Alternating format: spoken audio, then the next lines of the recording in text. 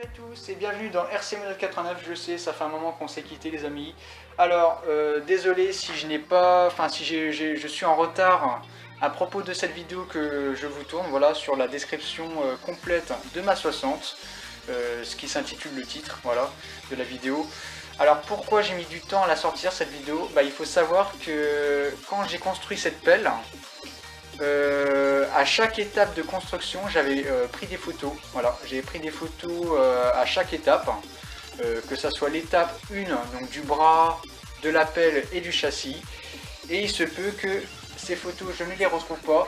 Alors j'en ai retrouvé une partie, mais pas l'autre restant. L'autre restant est manquant. Et c'est bien embêtant tout ça parce que en plus c'était des photos de la pelle. Voilà, on voyait vraiment toute la pelle en laiton. Voilà, on voyait toutes les soudures dans tous les sens. Enfin voilà, on voyait vraiment la matière première de la pelle. Et malheureusement, je n'ai retrouvé que le châssis, mais je n'ai pas retrouvé la partie du haut, donc c'est-à-dire la pelle. Donc je suis vraiment dégoûté. Mais bon, je vais quand même vous les sortir ces photos que j'avais retrouvées en dernier sur le châssis. Mais par contre, vous ne verrez pas du coup la pelle. Voilà. La pelle, vous ne le verrez pas du tout. Donc, je suis désolé. Donc, voilà. Donc, je vais faire la présentation. Donc, c'est une pelle ou un 14. Voilà, un 14e. Donc, c'est une Poquelin 60 CL. Voilà, comme le décrit la description. Hein, voilà. Et pour ceux qui ont suivi aussi les vidéos, donc un grand merci. Que j'ai fait parce que j'avais fait une petite série cet été.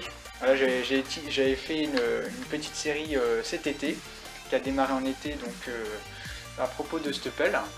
Donc on la voyait creuser sous divers angles, voilà, si je peux dire.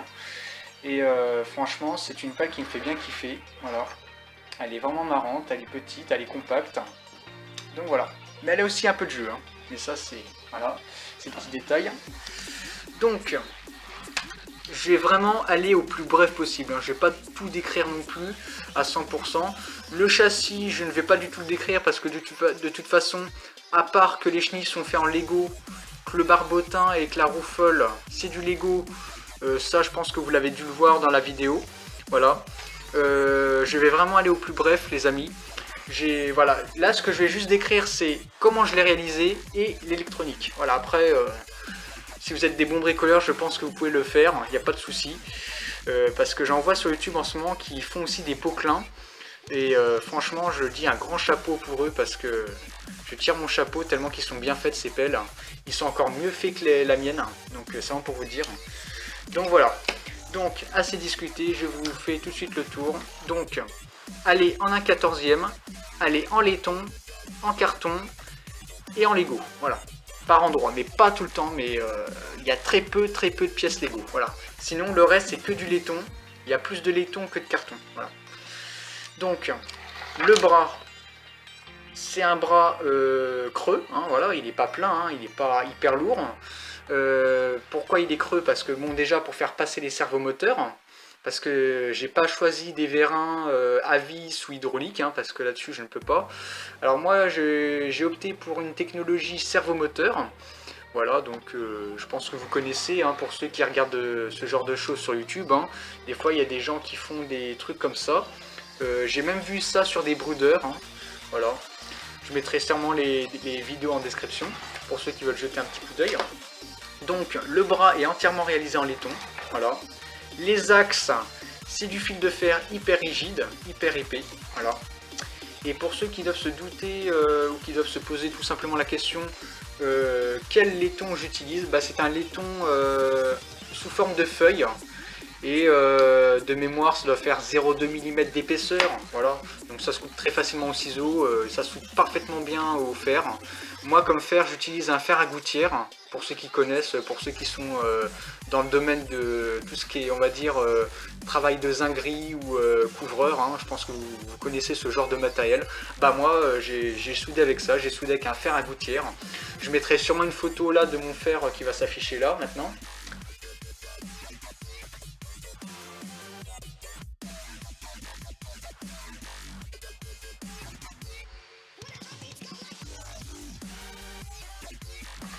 Voilà. La cabine aussi, elle est en laiton. La cabine est en laiton. Voilà. C'est la première fois que j'en fais une en laiton. Le capot, alors je vous explique le capot. Il est un peu mixte. Je vous explique pourquoi. Parce qu'en fait, il s'ouvre comme ça. Voilà, c'est pas très compliqué. Il y a juste à simplement l'ouvrir, enfin le soulever quoi. Et en fait, il n'est pas maintenu par des goupilles. Hein, voilà. J'aurais voulu le maintenir par des goupilles, mais j'avais envie de préserver l'esthétique de base de la marque. Donc voilà pourquoi j'ai préféré ne pas mettre de goupilles. Voilà. Donc la partie que je tiens dans les mains, c'est du carton. Hein. D'ailleurs, vous le voyez très bien là à l'intérieur. L'intérieur, je l'ai laissé tel que. Je l'ai laissé tel quel, mais par contre l'extérieur, voilà, je l'ai un peu travaillé, hein, normal. Donc il n'y a que cette partie-là où on voit le 60. Mais l'autre côté, on ne voit pas le 60, on ne voit qu'un 0. Pourquoi? Parce qu'en fait, ici, il y a un gros servomoteur qui vient soulever le gros bras, voilà, qui est ici. Bah oui, parce que j'ai préféré prendre un gros cerveau plutôt qu'un petit, parce que sinon, si je prendrais un petit cerveau pour soulever tout ça, bah il peinerait. Il risque même de surchauffer ou de griller. Donc j'ai préféré mettre un gros servomoteur ici, pour soulever tout l'ensemble, voilà. C'est plus souhaitable. Donc du coup, bah, vu qu'il était hyper gros, niveau vu qu'il était assez gros niveau taille, et bah du coup je l'ai fait fondre dans la masse du capot. C'est-à-dire que quand je mets le capot, ça fait ça. Donc du coup ici je l'ai peint carrément de la même couleur que le capot, hein, et que la cabine. Et j'ai apposé le numéro 6 ici. Du coup ça fait ça, ça fait le 60 hein, dès que je pose la cabine. Donc c'est très ingénieux. Voilà. Voilà. Alors les barreaux ici c'est du fil de fer, hein, hyper rigide. C'est d'ailleurs le même fil de fer que j'utilise pour les axes du bras. Voilà. Donc pour ceux qui ne savent pas les axes, bah, c'est ce qui maintient le balancier, et, enfin c'est ce qui rattache tout l'ensemble. Hein, voilà. Ce qui fait les pièces en mouvement. Alors maintenant passons à l'électronique. Alors l'électronique, j'ai pas trop galéré. Hein. Alors je suis désolé, hein, je suis obligé de changer de caméra parce que moi j'ai pas pensé à recharger mon tel. Hein. Donc du coup je vous fais, je termine avec la vidéo caméra embarquée on va dire, enfin qui était censée être en caméra embarquée. Donc oui, donc je vous disais voilà, donc là on aperçoit des petits signaux. Hein. On aperçoit des petits signaux. Alors qu'est-ce que c'est? Et bah c'est le récepteur, voilà. Alors moi comme récepteur j'ai choisi le FS6B de chez Flasky, donc un 6 canaux, parce que moi ma pelle travaille en 6 canaux, donc il n'y a pas un canot de libre, hein, tous les canaux sont pleins, voilà. À part le VCC qui est on va dire en mode retrait, hein, mais ça c'est normal parce que lui le VCC n'est pas un canot, voilà pour appairer le récepteur à la radio. Mais j'aurais pu très bien me contenter de faire ressortir vers le VCC un petit gyro, tout ça, mais bon je me suis dit c'est pas une série sur pneumatique, donc voilà. Donc du coup, le canal 1 et 2, si je me rappelle bien, est affecté au bras et à la tourelle. Le 3 et le 4, de toute façon je vous redirai, je mettrai une espèce de légende qui va s'afficher avec tous les paramètres de la radio par rapport à l'appel. Donc comme ça, voilà, vous voyez à peu près comment elle fonctionne. Voilà.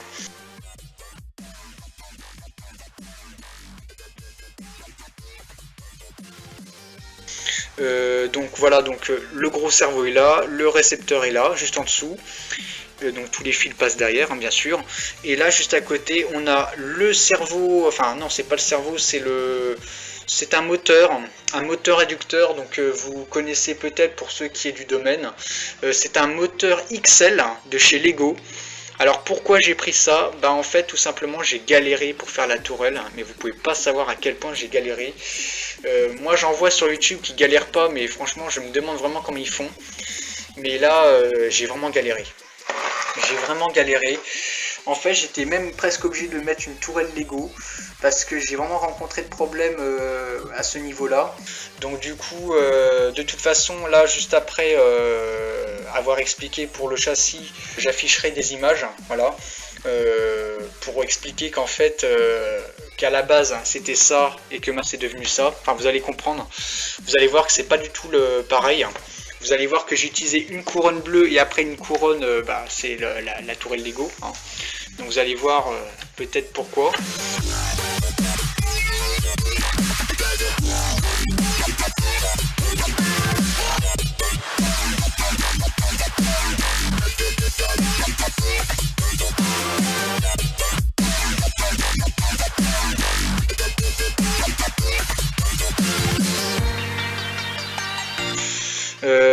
Donc voilà, donc j'ai utilisé ça du coup pour la tourelle, parce que du coup vu que c'est du Lego, bah, autant faire deux pierres d'un coup, hein. Donc du coup, vu que j'ai utilisé une tourelle Lego, j'étais obligé d'utiliser un tout petit pignon Lego, voilà. Parce que si j'aurais pris un pignon en métal ou en laiton, je pense que j'aurais peut-être bouffé la couronne à force. Voilà. Donc tout ce qui est moteur, tout ce qui est motorisation de translation de la tourelle, c'est ici. Et juste là, donc on voit que j'ai enlevé la trappe hein, qui était là. Et on aperçoit l'ESC, donc le variateur, hein, ça veut dire la même chose. Ce qui commande, bien sûr, lui. Voilà. Donc lui commande lui.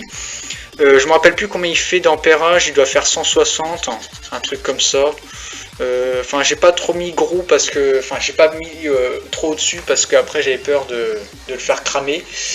Faut savoir que c'est pas l'ESC d'origine, parce que l'ESC d'origine c'était un petit ESC d'avion. Hein. C'est des trucs vraiment tout petits là. Qui sont déjà, on va dire, gainés sous un plastique transparent. Donc vous voyez ce que je veux dire. C'est des trucs pas chers qu'on trouve sur Wish ou sur Geek. Voilà. Bah moi j'avais mis ça à la base dessus, un 30 ampères. Et même lui il a pas fait le coup. Hein. Il a pas fait le coup, il a été cramé. Hein. Bon il en a fait quand même un peu mais pas beaucoup. Voilà. Donc l'ESC de la tourelle est là. L'interrupteur est là. Bon par contre je suis désolé. Il bouge mais bon c'est qu'il n'est pas collé encore, il n'est pas fixé. Enfin voilà. C'est de la petite bricole. Donc du coup tous les câbles qui sont en rapport avec le bras et les cerveaux ressortent par ce trou pour rejoindre après et redistribuer le récepteur. Et là encore une fois j'ai prévu le coup, j'ai mis une espèce de gaine, alors je sais pas comment ça s'appelle ces gaines là, il y en a de diverses tailles hein, du plus petit au plus grand, et moi j'ai tout fait passer là dedans. Donc du coup quand je fais marcher le bras, et bah ça ne vient pas pincer le câble, parce que sinon si ça pince le câble ça risque de couper l'isolant et après le câble. Donc c'est pour ça j'ai prévu le coup en mettant cette grosse gaine là. Voilà. Et encore une fois cette pelle là elle a aussi un défaut au niveau de la tourelle, parce que bon déjà on voit qu'il y a du jeu, parce qu'à force de faire ma série, bah c'est vrai qu'elle a bien tourné donc elle a fait son taf, mais la tourelle elle a pris un sacré coup dans la gueule, voilà, parce qu'elle a été aussi usée. Voilà. Et encore une fois, vu que c'est sur du laiton de 0,2 mm, bah, c'est aussi pour ça. C'est pas assez rigide, le plancher. Et en fait, ma pelle ne peut pas faire du 360 degrés. Voilà. Ça, c'est le gros problème. En fait, elle peut faire du 360 degrés, mais que dans un sens. Elle peut le faire une fois, mais pas deux fois. Si elle fait un deuxième tour, bah après les câbles, voilà. Donc ça, c'est tous les câbles qui rejoignent le... Enfin, ça, c'est les câbles qui viennent du châssis jusqu'au récepteur. Voilà. Donc ça, ils vont directement au récepteur. Donc là, j'ai fait des soudures aussi. Hein. Là, on voit bien que c'est du câble multibrin, du fil souple. Donc tous ces câbles-là qui viennent du châssis, donc ce qui fait marcher les chenilles, ont été ressoudés avec d'autres câbles qui ont des sorties fiches cerveau. Voilà. Comme ça, je me branche directement là-dessus. Donc, par contre, ce que je peux vous dire à propos du châssis et des chenilles, c'est qu'ils sont affectés à la voie 5 et 6, voilà, de ma radio. Parce que moi, ma radio, elle est là, je sais pas si vous l'avez vu tout à l'heure, elle est juste ici. Donc, le 5 et le 6, il est là, voilà. 1, 2, 3 et 4, je crois. Voilà, c'est ça. Donc, moi, j'utilise la FSI 6, du coup, voilà, comme promis. Voilà, donc là je pense que j'ai fait le tour là-dessus. De toute façon je mettrai des photos, hein. Je mettrai des photos juste après ma vidéo pour faire un peu le tour de la pelle, pour vous montrer là où j'ai pas pu vous montrer en plus de détails. Hein. Voilà.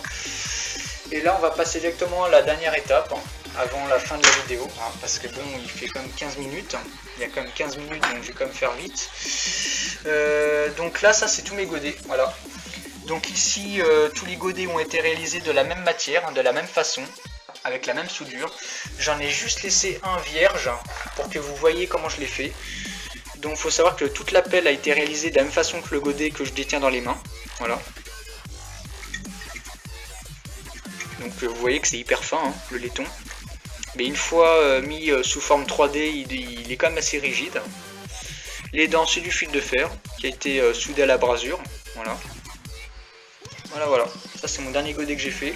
C'est un godet de terrassement normal. Voilà.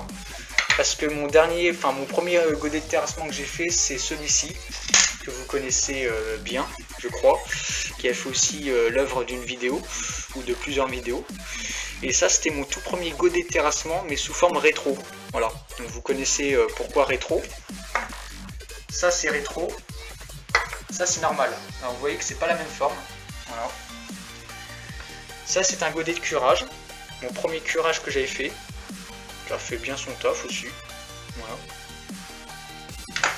Et ça, c'est le second. Mais en curage, mais bon, il est pas pareil. C'est là, vous voyez que là, le côté, il est plus rempli. Enfin, il est plus badass que là. Voilà, comme ça. Donc là, on voit qu'il est hyper fin. Et là, un peu large. Bon, ça, c'est, je veux dire, on retrouve ça sur les vrais godets hein, de maintenant. Enfin, sur les vrais godets de maintenant, pardon. Mais je veux dire, voilà, c'est des formes. Hein, voilà. Voilà. Donc là, j'ai fait des petits trous pour évacuer l'eau. Avec un petit crochet derrière. J'aime bien les petits crochets là. Pour soulever des charges. Alors ça, c'est ce que j'utilise. Ça, c'est ce que j'utilise pour attacher les godets. Donc c'est en tissu fileté d'1 millimètre. Écrou d'un côté, écrou de l'autre. Voilà. Donc il n'y en a que deux. Alors c'est bien réaliste par rapport à la marque parce que Poquelin n'avait pas d'attache rapide à l'époque. C'était tout comme ça.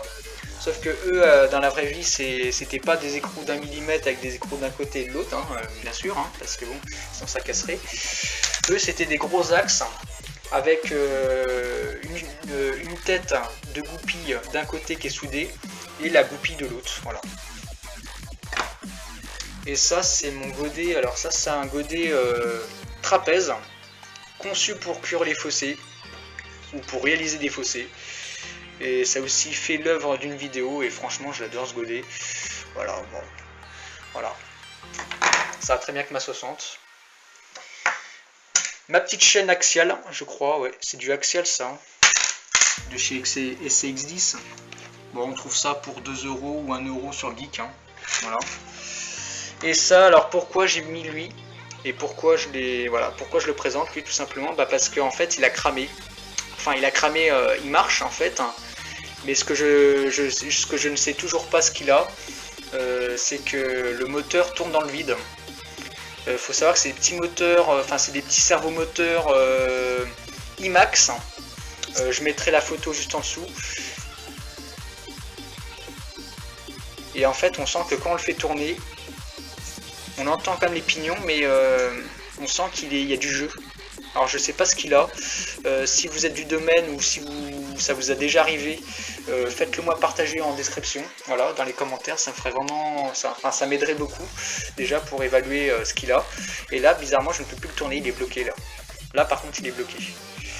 Donc lui, bah, il était apposé là-dessus, il était sur le balancier. Il avait le rôle en fait de faire fonctionner le balancier. Et voilà pourquoi au bout d'un moment, à la fin de la série, vous avez cru apercevoir un cerveau qui n'était pas pareil. Parce que là, au tout début de la série, quand j'ai commencé, vous avez vu un cerveau qui sonnait dans le décor. Mais au bout d'un moment, vous avez cru apercevoir aussi ce cerveau. Peut-être poser la question en vous disant, bah tiens, c'est bizarre, il a changé de cerveau, il est noir. Bah ouais, parce que lui, il a grillé. Enfin, il marche, hein, il marche. Mais il ne tourne plus, voilà, il ne tourne plus. Je pense que c'est les pignons qu'on lâché, parce que c'est du laiton, hein, donc c'est des pignons en laiton. Donc voilà, enfin bref, voilà. C'est pas trop conçu pour, mais bon, là depuis que je l'ai changé, je touche du bois, hein, j'ai pas eu de problème depuis, mais ça peut recommencer. Voilà, on sait pas. Voilà. Bon allez, sur ce, je vais pas trop faire long, hein, 20 minutes, je pense que c'est déjà pas mal. Donc sur ce, je vous laisse les amis. Juste après, il y aura un montage photo pour décrire un peu l'appel. Allez, sur ce, bye bye, portez-vous bien. À ciao, commentez, partagez, abonnez-vous. Et allez, à la prochaine pour des nouveaux épisodes. Allez.